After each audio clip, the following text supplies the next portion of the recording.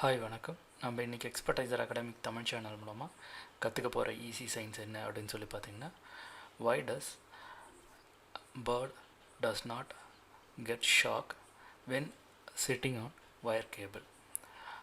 Electric wire கேபிளில் வந்துட்டு உட்காரும்போது ஏன் வந்துட்டு பேர்ட்ஸ்க்கு வந்துட்டு அந்த ஷாக்குங்கிற விஷயம் வந்துட்டு அடிக்கிறதில்ல அப்படிங்கிறத பற்றி தான் நம்ம பார்க்க போகிறோம். இது பார்க்குறதுக்கு முன்னாடி நாம் தெரிஞ்சுக்க வேண்டிய விஷயம் என்ன அப்படின்னு சொல்லி பார்த்திங்கன்னா, அந்த எலக்ட்ரிக் கேபிள் இருக்குல்லவா, அந்த கேபிளில் என்ன மாதிரியான ஆக்டிவிட்டீஸ் நடக்குது அப்படிங்கிறத வந்து நாம் தெரிஞ்சுக்கணும். ஸோ பவர் அப்படிங்கிற அந்த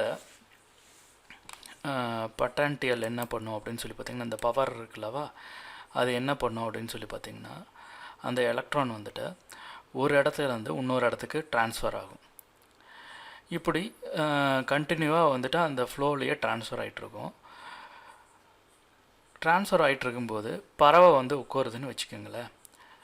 பறவை உட்காரும்போது என்ன நடக்கும் அப்படின்னு சொல்லி பார்த்திங்கன்னா, அந்த எலக்ட்ரிக் பவர் இருக்குல்லவா, அதில் இருக்கிற எலக்ட்ரான்லாம் வந்துட்டு நெகிழ்ந்து போயிடும், அதாவது விலகி போயிடும்.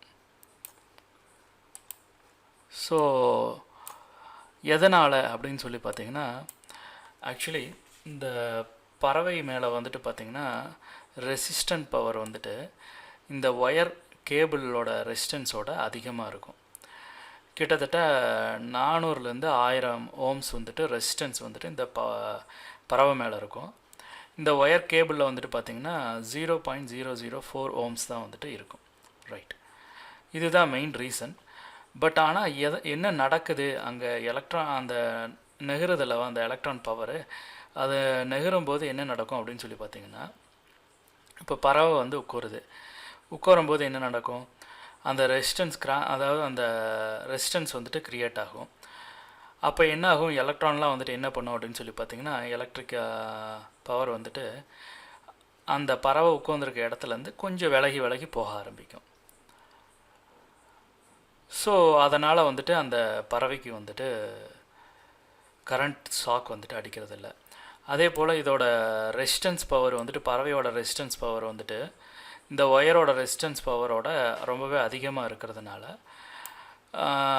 ஸோ அதனால் என்ன பண்ணும் அப்படின்னு சொல்லி பார்த்திங்கன்னா, இந்த எலக்ட்ரான்லாம் வந்துட்டு அதை விட்டு விலகி போக ஆரம்பிச்சிடும். இது ஃபார் எக்ஸாம்பிள் சொல்லணுன்னா, இப்போ ஒரு ரோடு இருக்குதுன்னு வச்சுக்கோங்க, நிறைய டிராஃபிக் இருக்கிற ரோடு, இன்னொன்று வந்துட்டு ரொம்பவே ஃப்ரீயாக இருக்கிற ரோடு. நாம் எதை சூஸ் பண்ணுவோம்? ஃப்ரீயாக இருக்கிற ரோடை தானே சூஸ் பண்ணுவோம் சீக்கிரம் போய் சேர்கிறதுக்கு. அதே போல் தான் அந்த எலக்ட்ரானும் வேகமாக போகிறதுக்காக என்ன பண்ணும் அப்படின்னு சொல்லி பார்த்திங்கன்னா, ஈஸி வே தான் வந்துட்டு சூஸ் பண்ணும். அப்போ இந்த பறவை உட்காந்துருக்க இடத்துக்குள்ள இருக்கிற ரெசிஸ்டன்ஸை விட்டு தள்ளி ஃப்ரீயாக இருக்கிற ரூட்டில் வந்துட்டு பாஸ் ஆகி போயிடும். ஸோ அதனால தான் வந்துட்டு அந்த பறவைக்கு வந்துட்டு எலக்ட்ரிக் ஷாக் அப்படிங்கிறது வந்துட்டு நடக்கிறதில்ல. அது மட்டும் இல்லாமல் இந்த நம்ம பார்க்குற இந்த எலக்ட்ரிக் கேபிள், அந்த கேபிள் வந்துட்டு பார்த்திங்கன்னா ஒரு ஜிங்க்கு, அலுமினியம் ஜிங்க்கு. ஸோ அதில் வந்துட்டு பார்த்திங்கன்னா ரெசிஸ்டன்ஸ் பவர் வந்துட்டு அதாவது 0.004 ஓம்ஸ் தான் வந்துட்டு இருக்குது. ஸோ இது வந்துட்டு அதாவது எலக்ட்ரானை கடத்துகிற அளவுக்கு பவர்ஃபுல்லான ஒரு மெட்டீரியல்.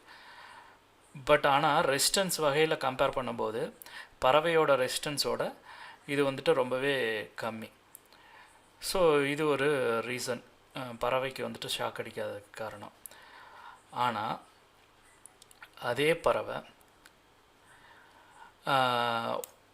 இன்னொரு லெக்கை எடுத்து 2 ஒயர் மேலேயும் டச் பண்ணிச்சுன்னு வச்சுக்கோங்களேன், அதாவது நியூட்ரல், இன்னொரு இதில் வந்துட்டு ஒரு 240 வோல்டேஜ் வந்துட்டு போயிட்டுருக்குதுன்னு வச்சுக்கோங்க. நியூட்ரலில் ஒரு லெக்கும் 240 வோல்டேஜில் ஒரு லெக்கும் வைக்கிதுன்னு வச்சுக்கோங்க. அப்போ என்ன நடக்கும் அப்படின்னு சொல்லி பார்த்திங்கன்னா, ஆட்டோமேட்டிக்காக இந்த எலக்ட்ரான் வந்துட்டு இந்த பறவை மேலே வந்துட்டு பாஸ் ஆகி அந்த பக்கம் போக ஆரம்பிச்சிடும். ஸோ அப்போ வந்துட்டு ஈஸி ரூட்டு தான் அது செலக்ட் பண்ணும். ஸோ பறவையை வந்துட்டு சூஸ் பண்ணி பறவை மேலே வந்துட்டு ஷாக் அடிக்க வச்சிடும். ஸோ இது எப்படி சொல்லலாம் அப்படின்னு சொல்லி பார்த்திங்கன்னா, ஹை பொட்டன்ஷியல் இருக்கிற அதாவது ஒரு டிரான்ஸ்ஃபார்மர்லேருந்து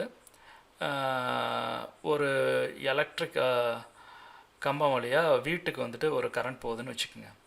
அப்போ அதிக பவர் இருக்கிறது எங்கே இருக்குன்னா டிரான்ஸ்ஃபார்மரில் இருக்கும். அது எங்கே ஃப்ளோ ஆகி போகும்? லோவாக இருக்கிற ஏரியாவுக்கு வந்துட்டு போகுது, லோ பொட்டான்டியலில் இருக்கிற ஏரியாவுக்கு வந்துட்டு போகுதுன்னு வச்சுக்கோங்க. அதே போல் தான் இந்த 240 வோல்டேஜ் என்ன ஆகும் அப்படின்னா அந்த 0 நியூட்ரல் இருக்கிற இடத்துக்கு வந்துட்டு ட்ரான்ஸ்ஃபர் ஆகிறதுக்கு ட்ரை பண்ணி என்ன பண்ணோம், அந்த பறவைக்கு வந்துட்டு ஷாக் அடிக்க ஆரம்பிச்சிடும்.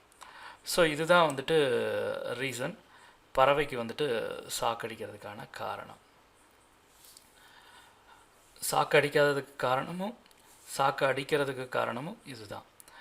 ஸோ இதே போல் இன்ட்ரெஸ்டிங்கான டாப்பிக்கில் கண்டிப்பாக நம்ம நெக்ஸ்ட் கிளாஸில் பார்க்கலாம். இந்த வீடியோ டியூட்டோரியல் உங்களுக்கு பிடிச்சிருந்ததுன்னா லைக் பண்ணிக்கோங்க. எக்ஸ்பர்டைசர் அகாடமிக் சேனலை சப்ஸ்கிரைப் பண்ணாதவங்க சப்ஸ்கிரைப் பண்ணிக்கோங்க. கூடவே பெல் ஐக்கானையும் கிளிக் பண்ணிக்கோங்க. தேங்க்யூ. பாய் பாய்.